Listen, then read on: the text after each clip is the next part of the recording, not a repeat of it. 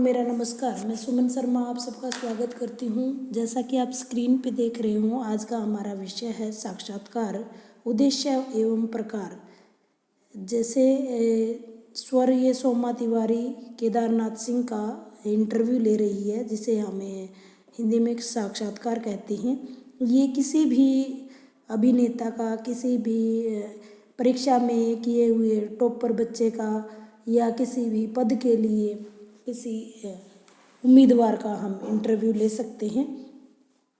आइए जान लेते हैं कि इसका अर्थ क्या होता है, परिभाषाएं क्या होती है, कितने प्रकार से ये लिया जा सकता है। उम्मीद करती हूँ आपको चीज़ें मैं समझाने की कोशिश करूँगी और आपको समझ आ जाएगा। साक्षात्कार, जैसे कि आप जानते हैं, अंग्रेजी के इंटरव्यू शब्द का हिंदी रूपांतरण है। साक्षात्कार से अभिप्राय एक निश्चित उद्देश्य की पूर्ति के लिए आयोजित विचारों का आदान प्रदान करना है। इस प्रक्रिया में एक व्यक्ति दूसरे व्यक्ति के सामने बैठ कर के निश्चित प्रश्नों पर वार्तालाप करता है। ज़्यादातर जो पत्रकारिता के फील्ड से संबंधित हैं वो इस विधा का प्रयोग करते हैं। साक्षात्कार अनुसंधानकर्ता और सूचनादाता दोनों के बीच के संवाद की एक पद्धति का नाम हम कह सकते हैं। अगर मैं इनकी परिभाषाओं की बात करूं, C.A. मोजर के अनुसार एक सर्वेक्षण साक्षात्कार साक्षात्कारकर्ता और उत्तरदाता के मध्य एक वार्तालाप है, जिसका उद्देश्य है उत्तरदाता से निश्चित सूचनाओं को प्राप्त किया जा सकता है। अगर मैं गुड और हार्ट की परिभाषा की बात करूं तो साक्षात्कार मौलिक रूप से सामाजिक अंत्यक्रिया की एक प्रक्रिया है।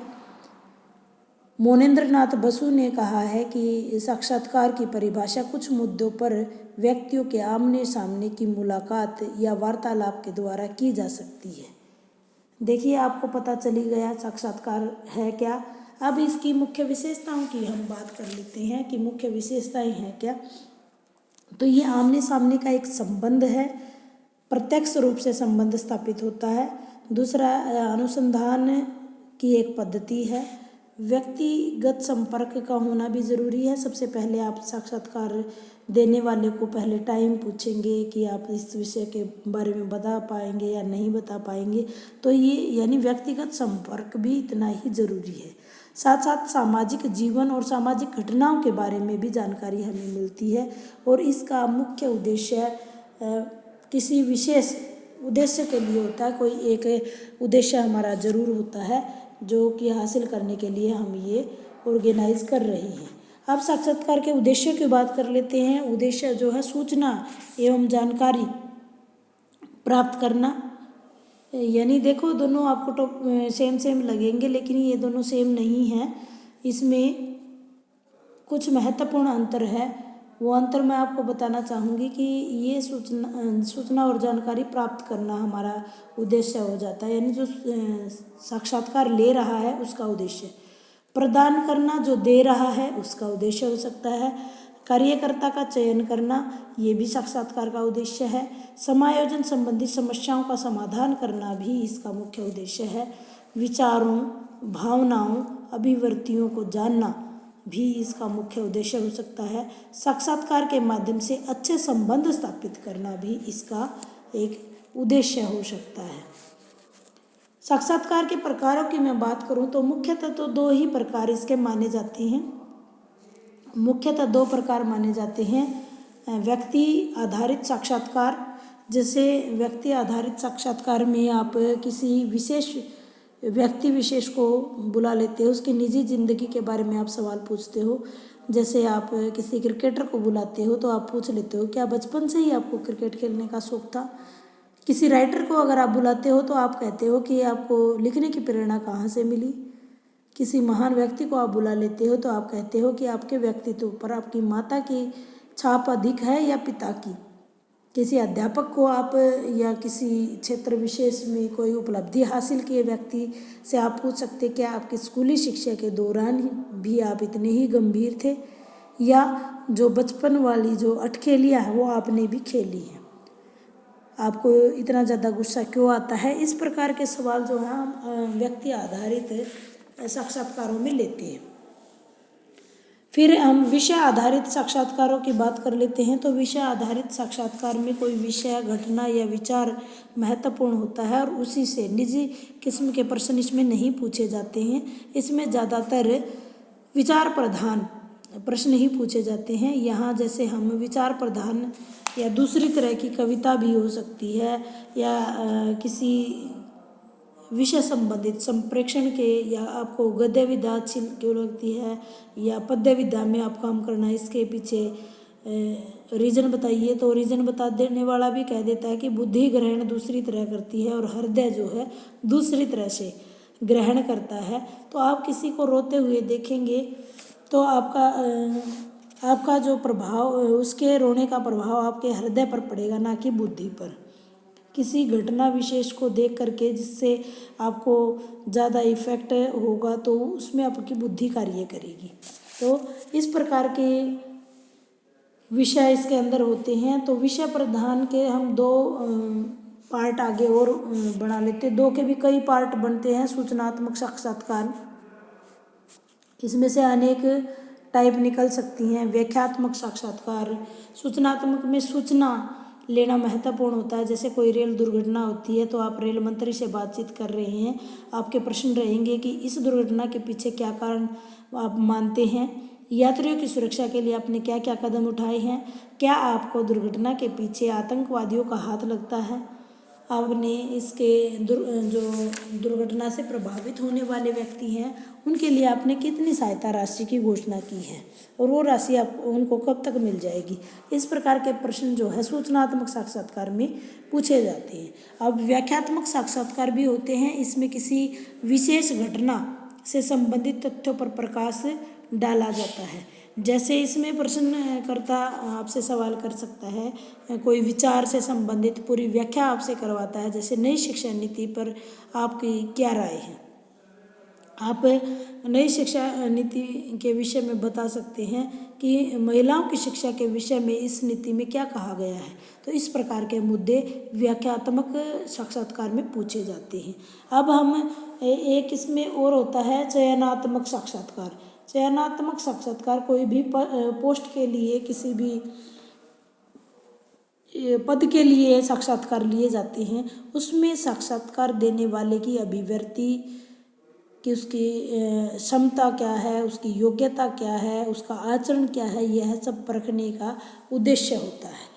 और ये जो पद विशेष है उसकी योग्यता रखता है या नहीं, ये सब चयनात्मक साक्षात्कार के लिए होता है। जितने भी सरकारी गैर सरकारी पोस्ट होती हैं तो उसमें ये साक्षात्कार लिए जाते हैं। अगला है शोध और निदानात्मक। शोध में जो है किसी भी जो समस्या विशेष है उससे संबंधित जानकारी इकट्ठी करने के लिए वैज्ञानिक तरीके से आप जो साक्षात्कार है उसको लेते हैं और उसकी समस्याओं से को देख करके उसके निदान की तरफ आप बढ़ते हैं। आवश्यक जो जानकारी है उसको इकट्ठा करते हो और उसका समायोजन करने के तरीके आप ढूंढते हो। फिर अंतिम जो है तथ्य संकलन साक्षात्कार। तथ्य संकलन साक्षात्कार जो है वो भी महत्वपूर्ण होता है। आप महत्वपूर्ण 3 चीज़ें उसमें एकत्रित करते हो कि तथ्यों में अपूर्णता, न्यूनता या कमी हो तो उसको पूरा करने की आप कोशिश करते हो। वहीं मनोवैज्ञानिक जांचों में ये चीज़ें नहीं हो पाती हैं। तो तथ्य कलेक्शन या तथ्यों का संग्रह करना, अपूर्णताओं, न्यूनताओं और कमियों को पूरा करने की कोशिश की जाती है। और दूसरा है पहले से ही संकलित जो सूचनाएं हैं उसकी पुष्टि करने के लिए भी तथ्य संकलन साक्षात्कार लिए जाते हैं। तीसरा जो है तथ्य संकलन साक्षात्कार का तीसरा मुख्य उद्देश्य हो सकता है कि आप वहाँ अनेक शारीरिक दोष हों, कोई ज्ञान जो है मनोवैज्ञानिक जांचों में ना हो पाए तो साक्षात्कार देने वाले के बातचीत करके, आचरण देख करके आप उसके तथ्यों का ब्यौरा जो है ले सकते हो। अब रचना के आधार पर साक्षात्कार लिए जाते हैं जो मुख्यतः 2 प्रकार से माने जाते हैं। एक तो होता है संरचित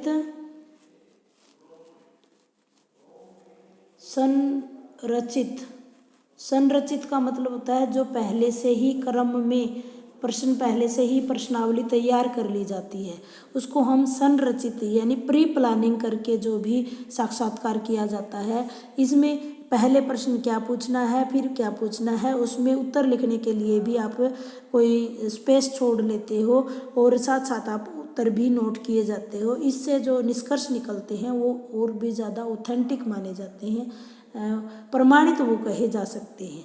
निश्चित क्रम इसमें पूछा जाता है। इसका दूसरा जो प्रकार होता है इससे बिल्कुल अपोजिट होता है, वो असंरचित, यानी पहले से आपने कोई प्रश्नावली बनाई नहीं है, कोई प्रश्न आपने पहले पूछ लिया, कोई बाद में पूछ लिया, पूर्व निर्धारित नहीं होते हैं, ना ही कोई निश्चित क्रम होता है। इसमें आप प्रतिक्रिया को व्यक्त करने के लिए स्वतंत्र उसको छोड़ देते हो।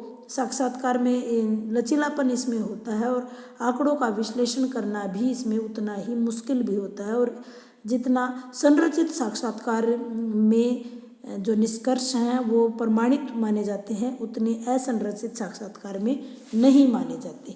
अब मैं यही आपसे बात कर लेती हूँ, साक्षात्कार लेने वाले या कर्ता के गुण क्या क्या होने चाहिए।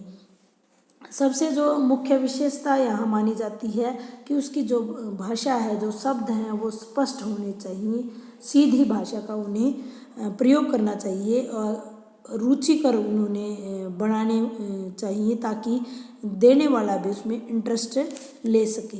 अच्छी और बुरी बातों पर आश्चर्य प्रकट नहीं करना चाहिए, यानी उसको साक्षात्कार लेने वाले को एक समदर्शी भाव रखना चाहिए। हंसमुख उसका होना जरूरी है और ऐसा नहीं होना चाहिए कि वार्तालाप पर सिर्फ उसका एकमात्र अधिकार हो, उसको देने वाले को भी बोलने का उतना ही मौका देना चाहिए। साक्षात्कारकर्ता का जो धैर्यवान होना बहुत ज़रूरी है, उसको बातों में रुचि लेना और सद्भावना पूर्ण व्यवहार करना उसका ज़रूरी है। दूसरों की भावना का सम्मान करना भी उसको आना चाहिए। संदेह की दृष्टि से वो कोई भी चीज़ ना रखे। साक्षात्कार लेने वाले को प्रयास करना चाहिए कि जो देने वाला है वो उस पर विश्वास करे और उसके बिना पूछे हुए प्रश्नों के भी जवाब वो उसमें दे जाए। अब इसके हम लाभ और सीमाओं की अगर बात करें कि साक्षात्कार के क्या क्या लाभ हमें मिलते हैं, लाभ क्या होते हैं, तो साक्षात्कार विधि जो है प्रयोग में बहुत ही ज़्यादा सरल होती है, व्यक्ति की अंतर्दृष्टि को विकसित करने में सहायक होते हैं। किसी भी व्यक्ति विशेष की अभिवृत्ति, संयोग, विचार सभी का हम अध्ययन कर सकते हैं। साक्षात्कार देने वाले को अपनी समस्या प्रकट करने का अच्छा अवसर मिल जाता है। जो विभिन्न दशाएं और परिस्थितियां होती हैं उसको समझाने का अवसर मिल जाता है। लचकदार इनकी परिस्थितियों का प्रयोग करते हैं। साक्षात्कार की जो प्रकृति है वो लचीली होती है और किसी विशिष्ट पक्ष के बारे में हमें स्पष्ट जानकारी मिल जाती है। प्रश्नों का स्पष्ट होना इसमें बहुत ज़्यादा अनिवार्य होता है। व्यक्ति को समझ में ना आए ऐसे प्रश्न हम यहाँ नहीं रखते।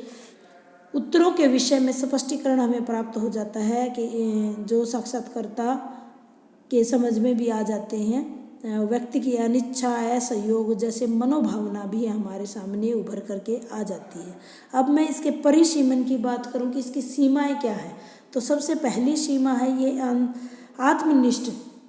पहली सीमा जो मैं अगर बताऊं तो ये आत्मनिष्ठ है। आत्मनिष्ठ इसको बोला जाता है। तो आत्मनिष्ठ यह मानी जाती है। दूसरी, इसमें प्रशिक्षण का अभाव होता है। मूल्यांकन के लिए जो प्रशिक्षित नहीं होते तो वो ढंग से मूल्यांकन इसमें नहीं कर पाते हैं। तीसरी जो मैं कमी मानती हूँ इसमें कि ये स्वाभाविक न रहकर कृत्रिम बन जाता है। कई बार जो है हम जाति, लिंग, पद के अनुसार प्रश्न रखते हैं और स्वाभाविकता इसकी खत्म हो जाती है। कई बार जो सूचना एकत्रित करनी होती है तो एक ही व्यक्ति के व्यक्तित्व के अनेक पक्षों का मूल्यांकन करना एक ही समय में बहुत ज़्यादा मुश्किल कार्य भी हो जाता है। कई बार व्यक्ति में जो अपने समाज की मान्यताएं, धारणाएं, विश्वास जो पूर्वाग्रह होते हैं उसकी भी चपेट में आ जाता है, तो वैधता में भी इसकी कमी आ जाती है। कई बार जो है साक्षात्कार लेने वाले के उसी समय पर लिपिबद्ध नहीं किए जाते, तो कई बार जो है उत्तर उसने कुछ दिया होता है तो कुछ लिखने वाले की भावनाएं उसमें शामिल होकर उसमें बदलाव आ जाता है। आइए अब इसकी प्रविधि और महत्व की बात कर लेते हैं कि साक्षात्कार की प्रविधि क्या होती है। यह एक विधा है और जो कम से कम 2 व्यक्तियों का होना जरूरी होता है, साक्षात्कार लेने वाले का और साक्षात्कार देने वाले का। यह द्विविधि प्रक्रिया मानी जाती है और इसके प्रमुख चरणों की अगर हम बात कर लें तो 4 मुख्य चरण इसके माने जाते हैं। सबसे पहला है साक्षात्कार की तैयारी, दूसरा है प्रश्नावली का निर्माण, तीसरा आपने साक्षात्कार लेना और चौथा होता है रिकॉर्डिंग करना। इसकी मैं पहले ही बात कर चुकी हूँ आपकी कि इसके लाभ और हानियाँ क्या हैं। अब हम बात कर लेते हैं साक्षात्कार की तैयारी करने के लिए हमें क्या क्या करना पड़ता है। पहले हमें सूचनाएं लोगों तक पहुंचानी होती है और जो विशेष क्षेत्र का व्यक्ति है उससे भी पहले से हमें परमिशन लेनी होती है और उसके लिए फिर हम दूसरी तैयारी करते हैं। व्यक्ति का निर्धारण हमें कर लेना है कि वो इंटरव्यू किस उसके लिए हमें वहाँ जाना है कि या वो वहाँ पर आएगा, किस प्रकार से हमें साक्षात्कार करना है। तो ये सारी पहले से ही आपको प्रबंध करना होता है। उसकी पूर्वानुमति लेनी ज़रूरी होती है कि वो देना भी चाहता है या नहीं देना चाहता। पहले से ही आपको उस व्यक्ति विशेष के बारे में, उस घटना विशेष के बारे में जानकारी इकट्ठी करनी पड़ती है, तभी आप अच्छा इंटरव्यू करवा सकते हो। दूसरी मैंने बताया प्रश्नावली का निर्माण। प्रश्नों का लेखन पहले से ही तैयार कर लिया जाता है। जैसे किसी विशेष साक्षात्कार लेने वाले से आप किसी उद्योगपति से ले रहे हो तो आप कहेंगे कि जो नई निर्यात नीति अभी तय हुई है तो भारतीय उद्योग को क्या लाभ होगा इससे संबंधित। आगे किसी क्रिकेट बोर्ड के इस निर्णय का औचित्य आप कैसे निर्धारित करेंगे। आप क्यों ऐसा मानते हैं कि नई उद्योग नीति से निर्यात को बढ़ावा मिलेगा। इस प्रकार के प्रश्न आप पहले से ही तैयार कर लेते हो। प्रमुख बातों को आपने जो आपका उद्देश्य है उसकी प्रमुख बातें पहले से ही नोट करके रख ली जाती है। नहीं तो जो चीज़ें नहीं पूछनी होती वो चीज़ें पूछी जाती हैं और जो पूछनी होती हैं वो रह जाती हैं। तो ये सारी चीज़ों का आपने ध्यान देना होता है। प्रारंभिक प्रश्न आप कैसे करेंगे, फिर आप अंत में आप किस प्रकार से उसका समापन करेंगे, पहले से ही ये सारी चीज़ें आप निकाल लेते हैं। जैसे एक उदाहरण यहाँ पर दिया गया है कि तमस नामक टीवी सीरियल के प्रकरण के अवसर पर रविवार साप्ताहिक के प्रमुख उसी के राइटर जो है भीष्म साहनी का साक्षात्कार हम लेने जा रहे हैं। तो क्या क्या प्रश्न पूछेंगे। तो जैसे पूछेंगे कि तमस के लेखक को अपनी पसंद, अपनी जो रचना है उसको पर्दे पर देख करके, टीवी सीरियल के रूप में देख करके आपको कैसा महसूस हो रहा है। क्या ऐसा नहीं लगता कि यह धारावाहिक उन सभी लोगों को चेतावनी देता है जो एक बार फिर मुल्क को बांटने की बात करते हैं। फिर आप तीसरा सवाल कर सकते हो कि किस ढंग से आपके लिहाज से कौन सी बात तमस उन करोड़ों हिंदुस्तानियों तक पहुंचाना चाहते हैं जो इसे देख या पढ़ या सुन रहे हैं। तो इस प्रकार से साक्षात्कार लेने वाले से पहले हम प्रश्नावली बना लेते हैं। साक्षात्कार लेना सहज ही आप उसकी मनस्थिति जान लेते हैं कि वो पहले से तैयार है या नहीं है। उसकी वेशभूषा, उसका सलीका, उसके बैठने के तरीके से आप अनुमान लगा लेते हैं कि वो सहज है या उसकी सहजता कोई भयभीत या संकोची स्वभाव तो नहीं है, उसका चेहरा घबराया हुआ तो नहीं है। तो ये पहले से आप सहज होकर पूरी तैयारी के साथ, आत्मविश्वास के साथ इंटरव्यू के लिए जाइए। इस प्रकार से हम उनको बता सकते हैं। तन्मयता यानी लगातार आप उसके बीच में रुके नहीं, आपका क्रम बना रहे, व्यवहार लचीला और विनम्र होना चाहिए। ये सारी चीज़ें इसके अंदर ध्यान दी जाती हैं। आरंभिक चरण में महत्व के आरंभ आप कैसे आप उसके किस प्रकार के प्रश्न पूछकर उसका सहानुभूतिपूर्ण मित्रवत व्यवहार करके आप उनसे अपनी सारी बातें निकलवा सकते हो। औपचारिकता शुरुआती दौर में आप औपचारिकताएं करते हो, नमस्कार करते हो। रिकॉर्डिंग से पहले आपको सारी चीज़ें समझा दी जाती हैं और फिर आप सवाल पूछना शुरू कर देते हो। अपने लय में आकर के वो प्रश्नों के उत्तर देना शुरू कर देता है। कुछ ज़रूरी बातों का भी ध्यान आपको देना होता है कि आप अंत किस प्रकार से कर रही हो। आपकी सजगता और समझदारी से साक्षात्कार को आप जीवंत बना सकते हो। जब साक्षात्कार समाप्ति की ओर आगे बढ़े तो पहले ही आप उसको सचेत कर दोगे कि अंत में मैं आपसे जानना चाहूँगा। तो उसको पहले से आभास हो जाएगा कि अभी अंत होने वाला है। समय को ध्यान मद्देनज़र रखते हुए हम इंटरव्यू को समाप्त करने से पहले एक प्रश्न आपसे और पूछना चाहेंगे। तो इस प्रकार की बातें कह करके वो अपनी बात को रखता है। साक्षात्कार की रिकॉर्डिंग भी इसका महत्वपूर्ण तथ्य है। तो पहले से ही इंटरव्यू के दौरान पूरी सावधानी से नोट कर ले। अपनी स्मरण शक्ति का भी पूरा प्रयोग इसके अंदर करना पड़ता है। साक्षात्कार देने वाले की रिकॉर्डिंग करने से पहले भी उसकी पूर्व अनुमति लेनी ज़रूरी होती है कि वो रिकॉर्डिंग करवाना भी चाहता है या नहीं। इसमें बहुत सारे तथ्यों का हमें ध्यान देना होता है कि आपकी स्मरण शक्ति का नोट बना लेना और टेप रिकॉर्डर का प्रयोग करना। तो इस प्रकार से हम बहुत सारी चीज़ें करते हैं। धन्यवाद।